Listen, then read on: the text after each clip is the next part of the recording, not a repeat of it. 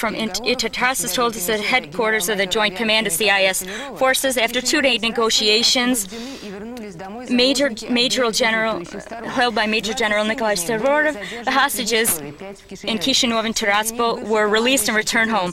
These included 27 Pridnestorov residents and 5 from Kishinev. Among those was the former commander of the 14th Army, Lieutenant General Gennady Yakovlev. In this afternoon, Major General Stavrov flew to Kiev to brief the CIS heads with proposals.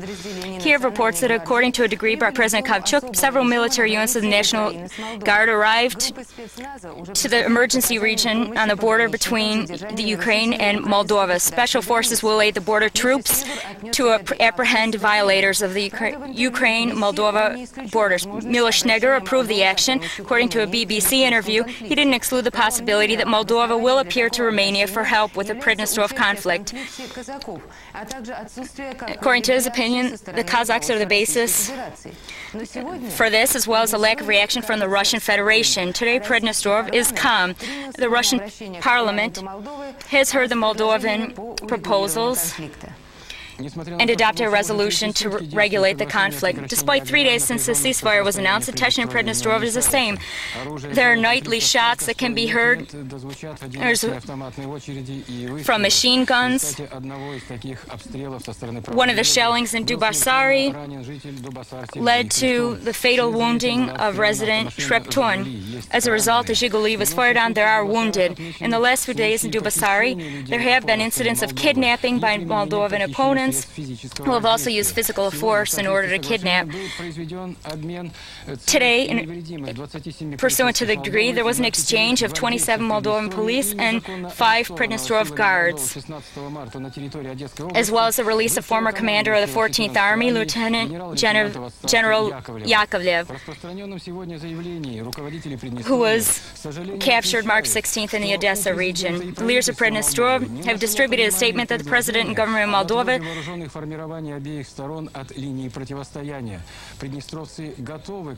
still don't understand how to present the opposition. Pridnestrovians are ready for immediate negotiations on the peaceful regulation of the conflict, and they call upon parliamentarians in the country to cooperate to bring peace to Pridnestrov soil. Today, Russian General Procurator Stepankov was expected to speak before Parliament and give the results of the investigation on the putsch leaders. According to the German paper Spiegel, this didn't happen, and the Parliament continued its usual regime and, as usual, discussed a wealth of questions. The same Supreme Soviet today adopted a law on the first Russian awards. Among these are the Hero of the Russian Federation, which is a form of a gold star. There are also the first honorary titles, such as the Russian Federated Cosmonaut and the Distinguished Pilot and Distinguished Navigator Awards. There will also be developed a full package of Russian state awards, which will be ready by fall of this year. Also today in the Parliament, a law on the conversion of the military industry was adopted. And on the first reading, there was also a resolution adopted on the formation of the English Republic within the Russian Federation. Deputies also discussed social welfare issues. Their speeches showed their dissatisfaction in this area. They placed the majority of their responsibility on the government. The Supreme Soviet Commission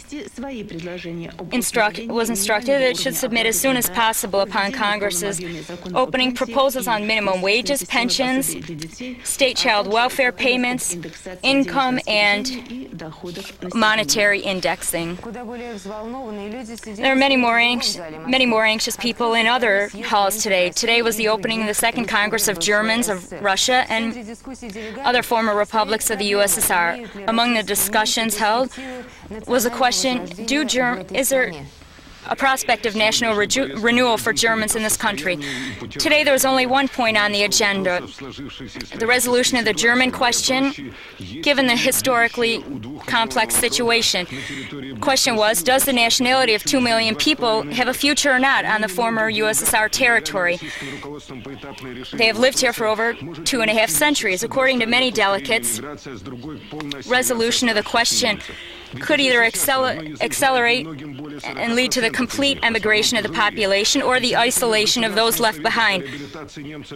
Only approximately 40% know their national language, and these are mainly old people. The chairman of the Intergovernmental Commission on the Rehabilitation of the Soviet Germans, Grosch, believes that the chances are slight that the illegally liquidated 1941 German Autonomous Republic will be restored, although in spite of the appeal by Kravchuk that the Germans return to their former dwellings in the Ukraine, although this is met by a positive response, this won't resolve the problem. There are over 300,000 people concerning. What path will be taken? This question will be discussed by the Congress over the next 3 days. Economics and social problems are meshed. The oil workers' strike in Komi, SSR continues. In February, they had stopped a strike under an agreement with the government to consider their demands. When they didn't receive any results, they announced a strike. Today, around the Komi Oil Association, 130 wells and 4 drill areas were silent. As a result, the volume of oil recovered and supplies has dropped. The amount of oil has a tendency to decrease these days. According to a Russian government memorandum sent to the IMF, prices on oil and gas will be raised and freed by the end of this season. And another interesting detail, 50 products sold are currently under fixed government prices. Therefore, speculators are getting very rich quick. They rebuy cheap oil and gas and resell it abroad with a $34 profit on each barrel. Now things have gotten worse for the speculators as well as us under the new reforms. And we're all guessing how much can be sold for what, but something will come clearer in the next report. Have you heard the joke, if they try to rape you, lay back and enjoy it? That's the feeling today, especially among the oil workers, that they're getting that type of employment. The fuel supply system is practically in ruins, and 90% of the fuel refining firms have worn out or are not working. Due to the deficit of gasoline, the price of gasoline has skyrocketed. Therefore, whoever holds gas in hand has everything. The distribution system in the Moscow Distribution Association system in the gas and oil production area supplies 85% of the energy to the capital. This is a very interesting process. The Moscow Gas Association sells the gas, which is distributed through these bureaucrats, and owners of the pipelines, municipal powers allow the sale, and then finally it reaches the consumers. The gas gets from the firm to the consumers, but this is the real circular paper system, and the prices are rising. Today, the prices from the sale of oil products are killing the markets. One of the structures set up is a joint stock corporation to reorder the process from the drilling of oil to its sale of oil goods. This corporation will invest in city authorities.